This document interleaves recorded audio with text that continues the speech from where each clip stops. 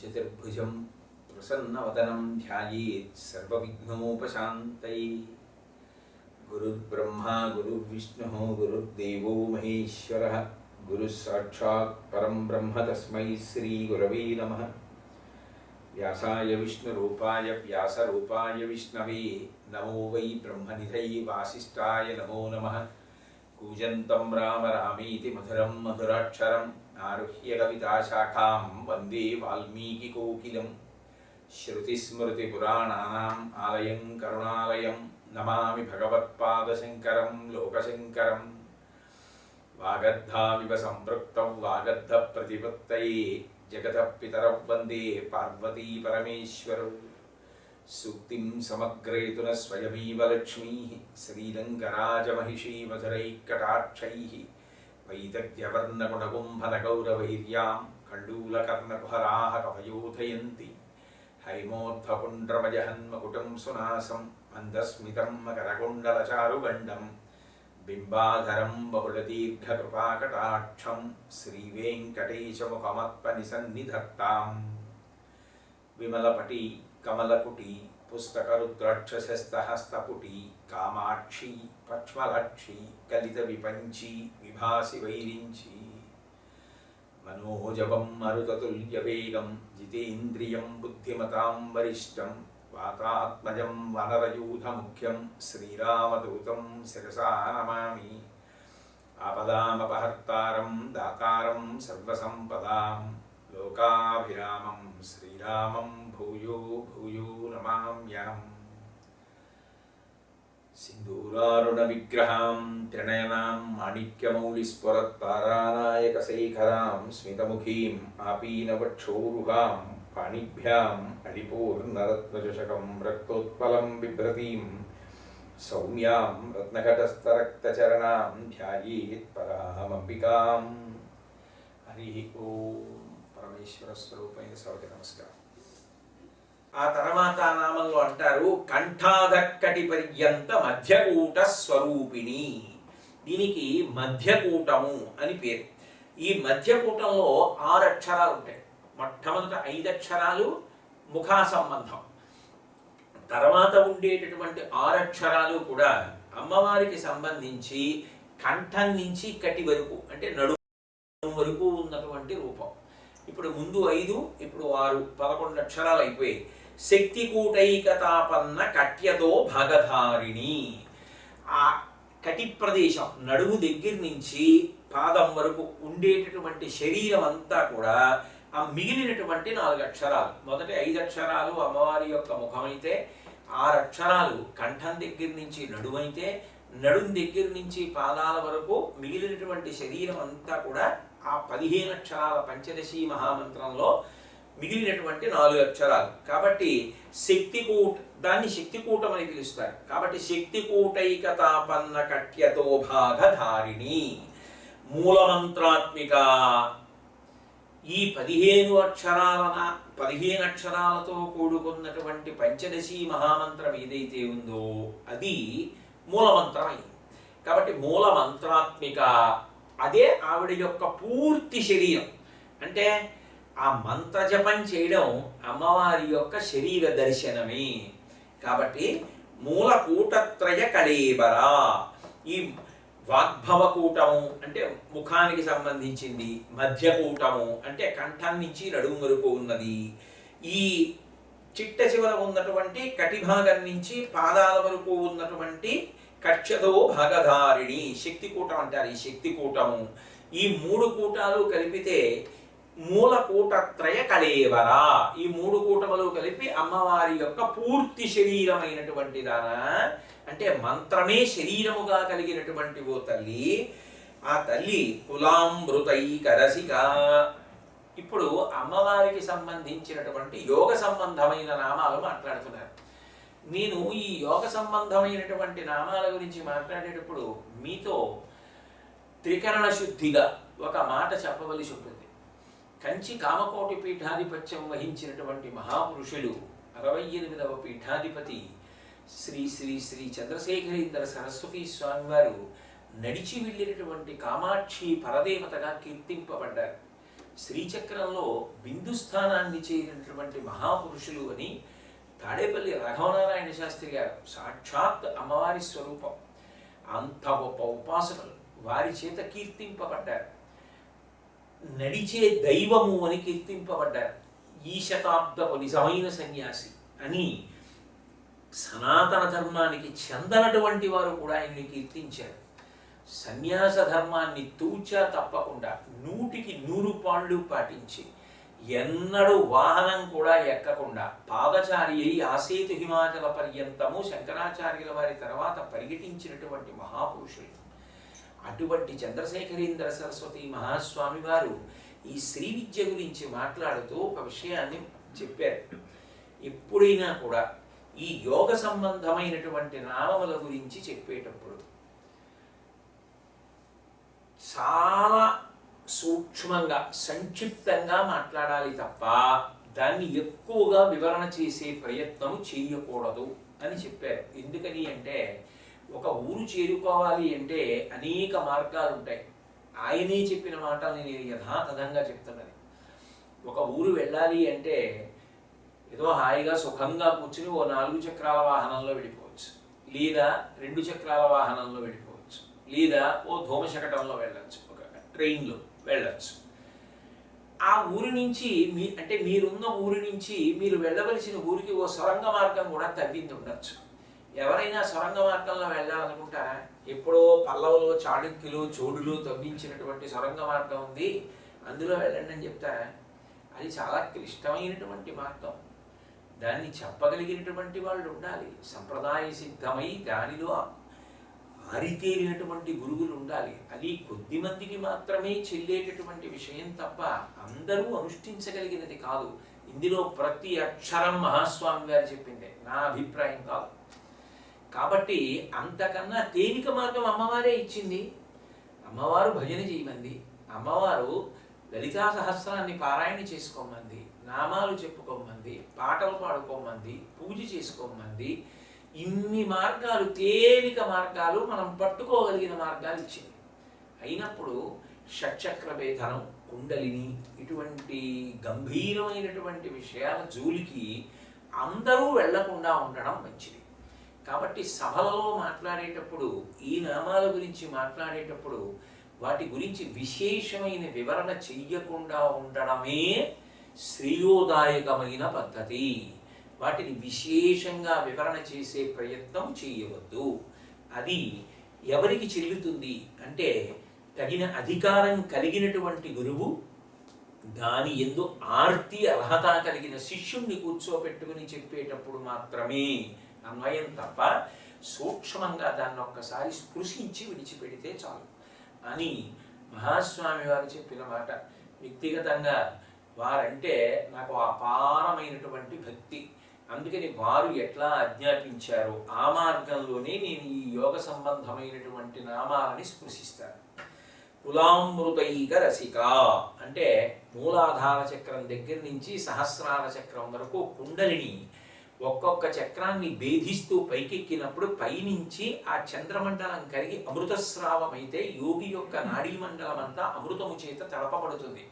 అదిగో అటువంటి స్థితిని కల్పించగలిగిన తల్లి కాబట్టి కులామృతైక రసిక, కుల సంకేత పాలిని.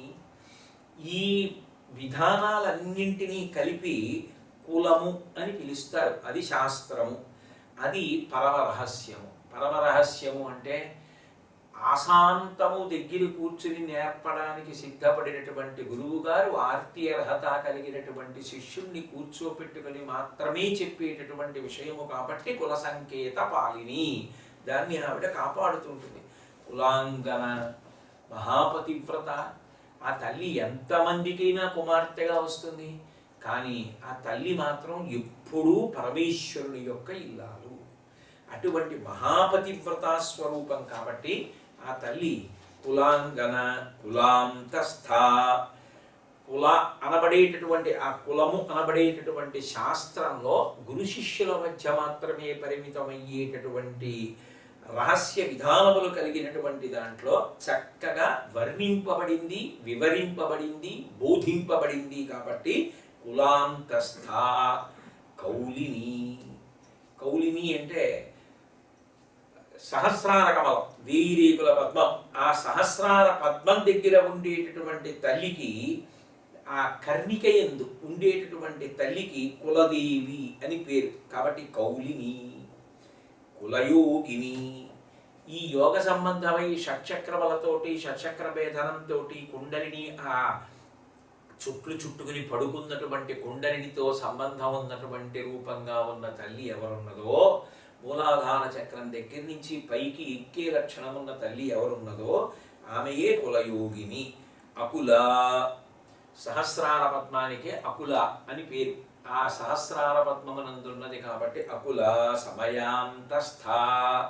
ఆ తల్లి ఎప్పుడూ కూడా శ్రీచక్రము, తంత్రము, యంత్రము తెలిసి పూజ చేసేటటువంటి వాళ్ళెవరో అటువంటి వాళ్ళకి అనుగ్రహమునిస్తుంది.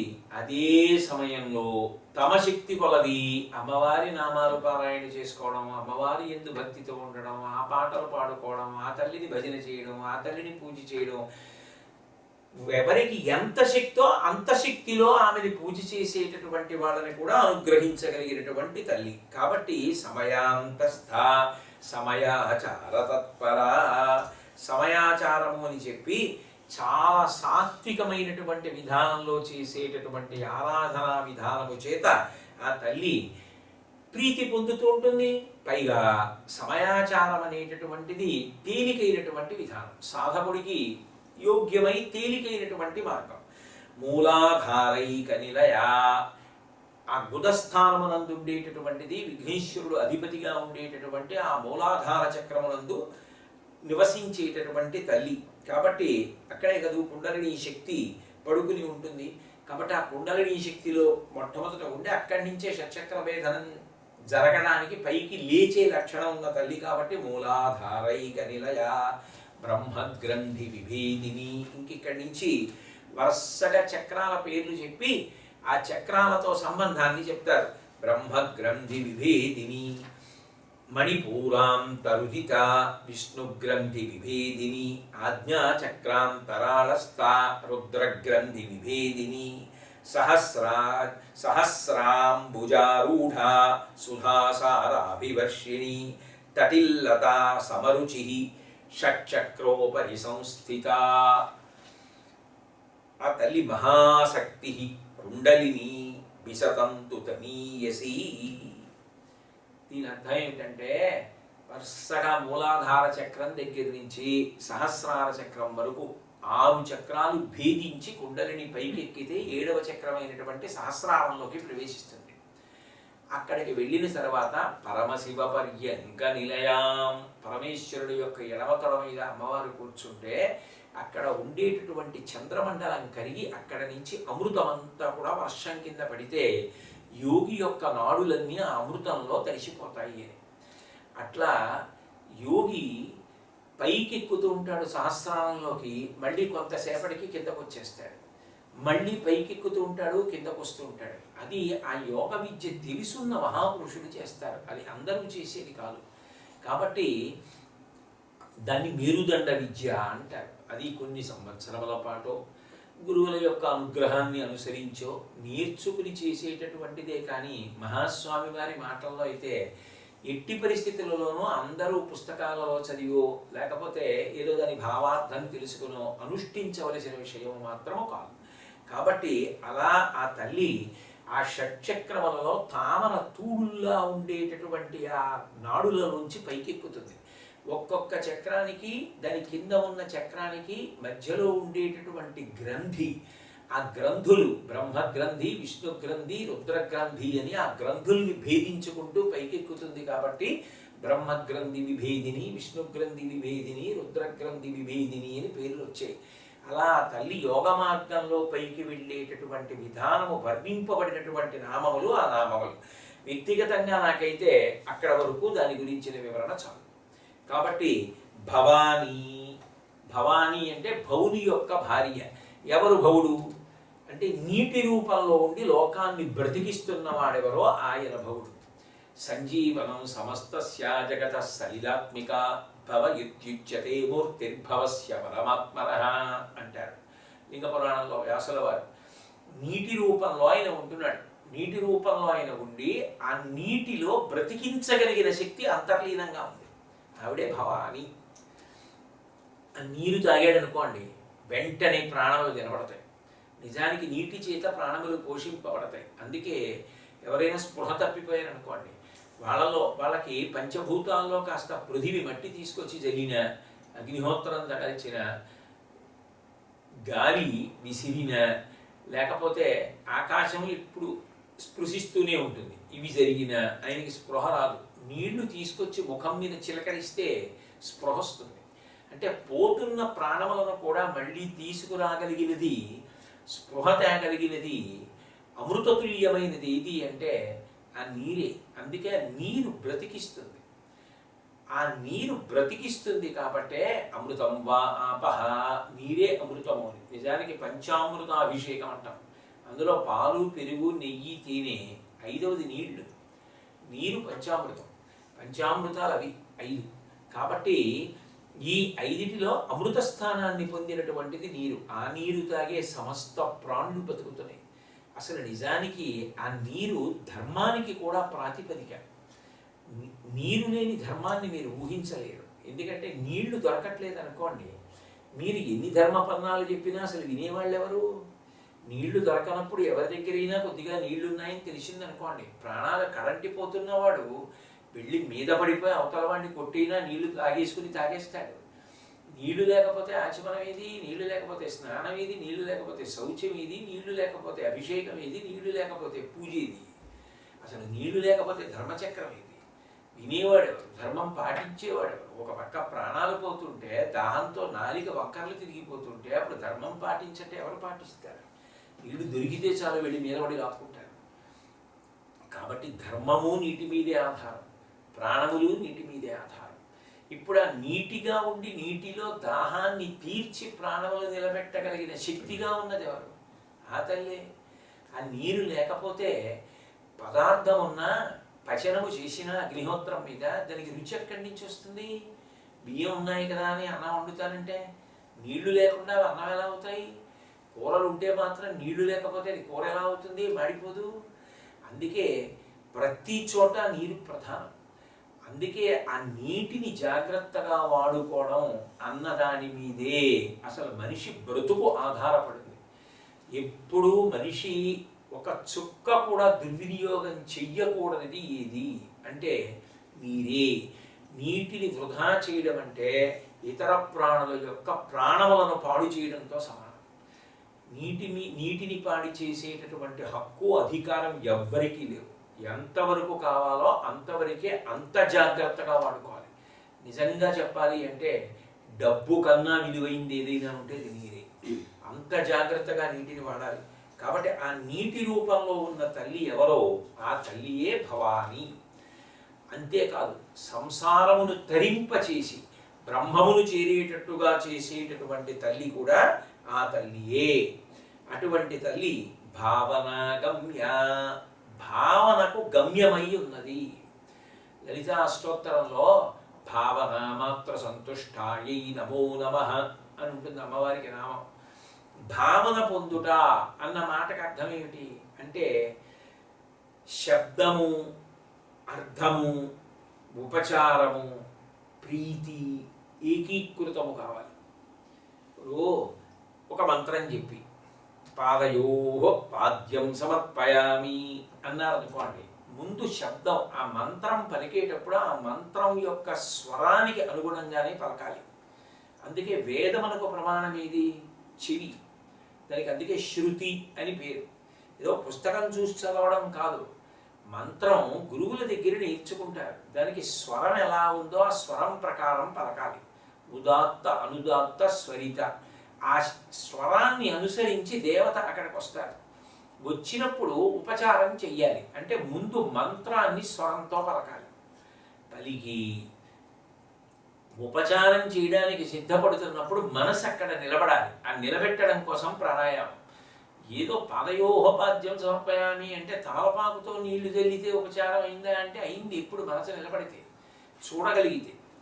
అసలు ఆ పరమేశ్వరుని పాదాలు, పరదేవత యొక్క పాదములు చూసి ధర్మపత్ని కలశలో నీళ్లు తీసుకొచ్చి పోస్తుంటే ఒక బంగారు పాత్రలో పువ్వులు వేసి ఆ పువ్వుల్లో వాళ్ళిద్దరూ పాదాలు పెడితే నువ్వు నీ చేతులతో ఆ పాదాలు కడిగి కొద్దిగా నీళ్లలో కించిత్ మునిగినటువంటి ఆ పాదాల వంక చూసి పరమ సంతోషంతో నీ భార్య నీ ఎడం చేత్తో వేసుకోవలసిన అవసరం లేకుండా నీ కుడి చేతిలో ఆ తీర్థాన్ని వేస్తే లోపలికి పుచ్చుకున్నట్టు నువ్వు భావన చేస్తే అక్కడికి పూర్తయింది పాదయోహోపాద్యం.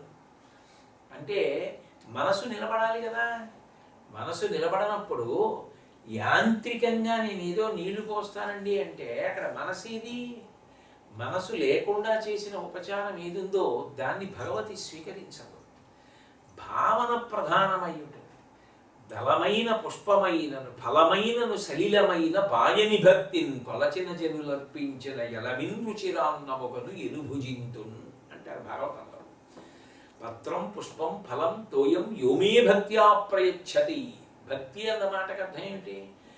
ఆ తల్లికి నేను ఉపచారం చేస్తున్నాను, ఆ తల్లి పాదములు అక్కడ చాపింది, నేను ఆ తల్లి పాదముల మీద నీళ్లు పోస్తున్నానన్న భావనతో నువ్వు పోసి ఆ తడి పాదములను నీ ఉత్తరీయంతో ఒత్తి చల్లటి ఆ శ్రీపాదాలని నువ్వు ఆ చేతుల్లో పట్టుకుని నీ తల ఉంచి ఆ పాదముల మీద ఉంచి ఆ చల్లతనం నుదురికి తగిలితే పొంగిపోయి ఆ వేళ్ల చివరి భాగాలు నుదుటికి తగల్చుకుని ఆ పాదాలు తల మీద పెట్టుకుని నువ్వు మురిసిపోతే ఉపచారం ముందుకెడుతోందని గుర్తు. శంకర భగవత్పాదులు ఇదే అంటారు. కదావా త్వాం దృష్ట్వా గిరిశ తమ భవ్యాంఘ్రియుగళం గృహీత్వా హస్తాభ్యాం శిరసి నయనీ వక్షసి వహన్ సమాశ్లిష్యాఘ్రాయ స్ఫుట జలజగంధాన్ పరిమళాన్ అలభ్యాం బ్రహ్మాద్యైః ముదమనుభవిష్యామి హృదయే అంటారు. బ్రహ్మాదులకు లభ్యం కాదు స్వామి. నీ శ్రీపాదములను కడిగి తుడిచి ఆ చల్లని పాదాలు చేతిలో పట్టుకుని కళ్ళకద్దుకొని కళ్ళకి ఆ వేళ్ల చివరి భాగాలు పూల పొట్లాల్లా తగులుతుంటే కళ్ళ చివర తగల్చుకొని తల మీద పెట్టుకుని ఆ పాదాలు గట్టిగా కౌగిలించుకొని వంగి నేను ఆ పాదాల మీద నా తల పెడితే అందులోంచి వస్తున్నటువంటి సహజ సుగంధం, ఆ పైన అనులేపనం చేసిన పారాణి మొదలైన వాటి వాసన నేను పీల్చి పరమానందం పొందగలిగిన స్థితి పొందగలగాలి. అంటే అక్కడ శబ్దం మంత్రము స్వరంతో పలకాలి, అర్థము భావన చెయ్యాలి, మనసు నిలబడాలి, శరీరములో చేతులు మొదలైనవి ఉపచారం చేయాలి. ఇవి చేస్తే పండిందని గుర్తు. ఆకుపచ్చని తమలపాకు, నల్లగా ఉన్నటువంటి వక్క, తెల్లగా ఉన్నటువంటి సొన్నము మూడు కలిపి నోట్లో పెట్టుకుని నవిలితే ఎర్రగా నూరైనట్లుగా ఈ మూడు సరళ రేఖలో పడితే ఉపచారం పూర్తయిందని గుర్తు. అది నువ్వు ఒక్క ఉపచారం అట్లా చెయ్యగలిగిన అది పూజ. కాబట్టి ఇప్పుడు ఆ తల్లి భావన గమ్య, ఆవిడ ఎక్కడ దొరుకుతోంది అసలు? ఏది గమ్యస్థానం? ఆవిడ దేనికి సంతోషిస్తుంది? ఏ విధమైనటువంటి ఉపచారానికి ఆవిడ ప్రీతి పొందుతోంది అంటే అసలు భావన ఉన్నదా? నీ మనసులో ఆ సంబంధమైన భావన ఏదైనా ఉంటే నువ్వు నిజంగా అన్ని పదార్థాలు తెచ్చావా తేలేదా ఇవన్నీ ఆవిడకి అక్కర్లేదు. నువ్వు మనసులో భావన చేస్తూ నీ మనసు అక్కడ నిలబడినది నిజమైతే ఆ తల్లి పరమానందాన్ని పొందుతుంది. కాబట్టి భావన గమ్య భవారణ్య కుఠారిక. ఈ సంసారం అనేటటువంటి అరణ్యము దట్టంగా పెరిగిపోయి ఉంటుంది. కాకులు దూరని కారడవి, చీమలు దూరని చిట్టడవి అంటారే, అలా అన్ని చెట్లు అంత ఎత్తున పెరిగిపోతే సూర్యకిరణాలు కూడా పడవు. చీకటి కింద చిత్తడి చిత్తడిగా ఉంటుంది. పావులున్నాయో, తేళ్లున్నాయో, జర్రీలున్నాయో, కొండ చిలకలున్నాయో ఎవరికి తెలుసు. ఆ చీకట్లో ఆ కనపడకుండా ఉన్న చోట ఆ చెట్ల మధ్యలోంచి వెడుతుంటే ఎంత దూరం వెళ్ళినా చెట్ల మధ్యలోనే తప్ప అసలు దారి ఎక్కడ తెలుస్తుంది? దారి తెన్ను లేదు. సంసారం కూడా అంతే. సంసారం అంటే ఏదో కేవలం భార్యా బిడ్డలు మాత్రమే అనుకోకూడదు. జన్మ పరంపర సంసారమే. ఇప్పుడు దాంట్లోంచి బయటికి రావడం ఎలా అంటే మార్గము చెయ్యగలిగిన తల్లి, మార్గము చూపించగలిగిన తల్లి ఆవిడ. ఆ ఆవిడ ఈ జన్మ పరంపరలు అనేటటువంటి మహా అరణ్యాన్ని గొడ్డలిలా నరికేసి ఆ చెట్లని దారి చూపిస్తారు. కాబట్టి భవారణ్య కుఠారిక, సంసారం అనేటటువంటి గొప్ప అరణ్యాన్ని దాటాలి అంటే ఆ తల్లి పాదములు పట్టుకుంటే చాలు. ఆవిడ ఎందు భక్తిని పొందితే ఆ కర్తవ్యాన్ని ఆవిడ స్వీకరిస్తుంది. ఆవిడ స్వీకరించి అంత చీకటిలో, అసలు కదలడానికి వీలు లేని స్థితిలో, అయోమయంలో, అజ్ఞానంలో, మోహంలో, భ్రాంతిలో, ఆ సంసారంలో చిక్కుపడిపోయినటువంటి వాడిని పైకెత్తి ఆ తల్లి చేర్చవలసిన గమ్యాన్ని చేరుస్తుంది. కాబట్టి సంసారం అనే అరణ్యానికి గొడ్డలి వంటిది. అందుకని భవారణ్య కుఠారిక భద్రప్రియ. భద్రప్రియ అంటే భద్రత, మంగళము, శోభనము, శుభము, ఇవన్నీ ఇంచుమించుగా పర్యాయపదాలు. ఆ భద్రతను చేకూర్చగలిగినటువంటి తల్లి, భద్రత కల్పించుట ప్రీతి అయినటువంటి తల్లి. ఆ తల్లి చేసే మొదటి లక్షణం ఏది? భద్రత, కాపాడుట, రక్షణ. అందుకే ఎర్రటి చీరగట్టు ఉంటుంది. ఆ పరమ దయాస్వరూపిణి, కాపాడుటయే, రక్షించుటయే ఆవిడ కర్తవ్యము. కన్న తల్లి అజ్ఞానంలో ఉన్న పసిబిడ్డని ఎలా కాపాడుకుంటూ ఉంటుందో అట్లా పరదేవత తనని నమ్మినటువంటి వారిని అలా పొదివి పట్టి కాపాడుతుంటుంది. అలా కాపాడే లక్షణం ఉన్నది కాబట్టి ఆ తల్లి భద్రప్రియ. ఆ కాపాడడంలోనే శుభ పరంపరలు ఇవ్వడం, మంగళములను కల్పించడం, ఉన్నతిని కల్పించడం అన్నీ కూడా అన్వయమైపోతాయి. భద్రమూర్తి. అసలు నిజానికి ఆ మంగళాలన్నీ ఎక్కడున్నాయి? అసలు ఆ శుభాలన్నీ ఎక్కడున్నాయి? ఆ శోభనాలన్నీ ఎక్కడున్నాయి? అవన్నీ ఆవిడ స్వరూపమే. ఆవిడే పెద్ద భద్రమూర్తి. ఆవిడ యొక్క రూపమే రాశీభూతమైన భద్రత. ఆ తల్లిని దర్శనం చేయడం, ఆవిడ్ని భావన చేయడం, ఆవిడ పాదముల మీద ఒక్క పువ్వు, ఇంత కుంకం, ఇంత పసుపు, 2 అక్షతలు భక్తితో సమర్పించడం, అదే భద్రతకి హేతువు. భద్రమూర్తి భక్త సౌభాగ్యదాయిని. భక్తులకు సౌభాగ్యాన్ని అనుగ్రహిస్తుంది. ఏది సౌభాగ్యము అంటే అసలు ఏది మూలకందమో, ఏది ప్రధానమో అది నిలబడినప్పుడు మిగిలినవన్నీ నిలబడతాయి. ఓ ఇల్లు ఉందనుకోండి, ఆ ఇంటికి మూలస్తంభం అంటారు. ఆ ఇంటి యజమానురాలు, వీళ్ళిద్దరు ఉన్నారనుకోండి, పిల్లలకి అంతకన్నా సౌభాగ్యం ఏంటి? ఆయనకి ఆవిడ ఉంది, అంతకన్నా సౌభాగ్యం ఏంటి? ఎంత ఊరట! ఎంత కష్టంలో ఉండనివ్వండి, ఎంత క్లేశంలో ఉండనివ్వండి, ఎంత బాధల్లో ఉండనివ్వండి, ఆవిడతో పంచుకొని సేద తీరిపోతాడు. ఆమె శాంతిస్థానం. ఆవిడికి చెప్పుకుంటే చాలు, ఆవిడ ఓదారిస్తే చాలు. ఎందుకండి బెంగ పెట్టుకుంటారు అని ఒక్క మాట అంటే చాలు, ఆయన సేద తీరిపోతాడు. ఆమె దగ్గరికి వెళ్ళేటప్పటికి ఆయన మనసు ప్రశాంతపడు. ఎందుకని? ఆమె ఆయనకు శాంతి స్థానం, ఆమెకు ఆయన పరమశాంతి స్థానం. ఆయన ఉన్నారు, ఆమెకి గొప్ప తృప్తి, గొప్ప ఊరట, గొప్ప సంతోషం. పిల్లలకి అమ్మ ఉంది, నాన్నగారు ఉన్నారు, గొప్ప సంతోషం. తల్లిదండ్రులకి పిల్లలు ఉన్నారు, మన భవిష్యత్తుకి ఢోకా ఏంటి? వాళ్ళకి సంతోషం. ఇవన్నీ ఇవ్వగలిగినది ఎవరు? ఆవిడ.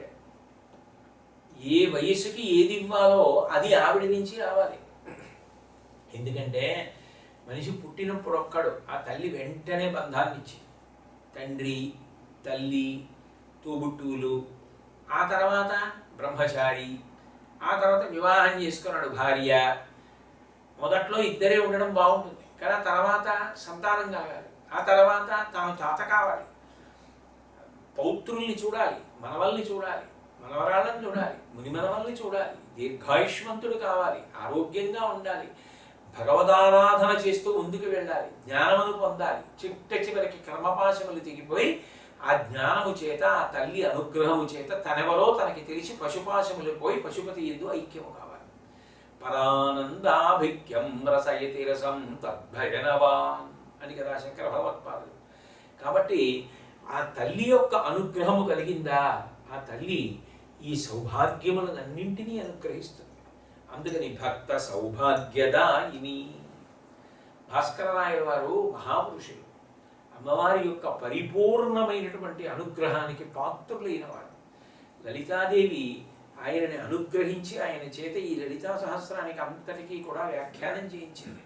అటువంటి మహాపురుషులు అమ్మవారి యొక్క ఆ సౌభాగ్య ప్రదాయిని తత్వము ప్రధానంగా ఏ 8 వస్తువుల యందు నిలబడి ఉంటుందో చెప్పారు. అందులో చెరుకు ముక్క, తాటాకు, మొన్ననే కదా మనం చెప్పుకున్నాం, తాళి. ఆ తాటాకు అందుకే అమ్మవారి సంబంధం కాబట్టే, సౌభాగ్య వస్తువు కాబట్టే ఆ తాటంక చెవికి చిన్న గుండ్రంగా పెట్టుకుని దానికి చిన్న కన్నం పెట్టుకుని అప్పుడు కర్ణాభరణాలను అలంకారం చేసుకుంటారు. తాళి నేను చెప్తున్న మాటలు కావు, మహాస్వామి వారంతటి వారు చెప్పిన మాట. మంగళసూత్రం కట్టేటప్పుడు మొట్టమొదటి అందులో చిన్న తాటాకు కూడా కడతారు. తాటంక, తాళి అంటే తాటాకంత గొప్పది. అనుములు, జీలకర్ర బెల్లం కదూ నూరి ముద్ద పెట్టుకుంటారు. ధనాత్మక విద్యుత్తు ప్రసరిస్తుంది. ఒకరి కొరకు ఒకరు త్యాగబుద్ధితో బ్రతకగలుగుతారు. 2 మనసులు ఒకటవుతాయి. పెరుగు, ఉప్పు, ఎర్ర పువ్వు, ఇవన్నీ కూడా ఈ 8 వస్తువులు కూడా మనకి సౌభాగ్య వస్తువులుగా చెప్పబడ్డాయి. ఇవి నేను చెప్పినవి కావు, భాస్కరరాయ వారు చెప్పినవి. వీటి యందు అమ్మవారి యొక్క అనుగ్రహము వర్షిస్తూ ఉంటుంది అని చెప్పి, కాబట్టి భక్త సౌభాగ్యదాయిని, భక్తులకు కావలసినటువంటి సమస్త సౌభాగ్యములను కటాక్షించగలిగినటువంటి తల్లి. ఆ తల్లి అనుగ్రహం ఒకటి ఉందనుకోండి, లభించనిది ఏముంటుంది? ఇంట్లో మీరు ఎన్ని కొళాయిలైనా పెట్టుకోండి, పైన ఉన్నటువంటి తొట్టిలో నీళ్లు ఉండాలి. పైన ఉన్న తొట్టిలో నీళ్లు లేవు అనుకోండి, ఎన్ని కొళాయిలు ఉంటే మాత్రం ఉపయోగం? ఎందులోంచి నీళ్ళు వస్తాయి? ఎందులోంచి నీళ్లు? పైన తొట్టి నిండా నీళ్లు ఉన్నాయనుకోండి, మీరు ఏ కుళాయి చెప్పినా నీళ్ళు వస్తాయి. అసలు ముందు అమ్మవారి అనుగ్రహం ఉందనుకోండి, మీకు ఎప్పటికీ ఏది అమరాలో మీరు ఆలోచించక్కర్లేదు, అది అమ్మవారు అమరుస్తుంది. అసలు ఉండవలసింది ఏది? పరదేవత యొక్క అనుగ్రహం. ఆ అనుగ్రహం కలిగిందనుకోండి, మీరు వెంపర్లాడవలసిన పని లేదు. ఆ కార్యం అలా జరిగి మీరు అలా సంతృప్తి పడేటట్టు ఆవిడే చూస్తుంది. అందుకని భక్త సౌభాగ్యదాయిని, అంత గొప్ప తల్లి.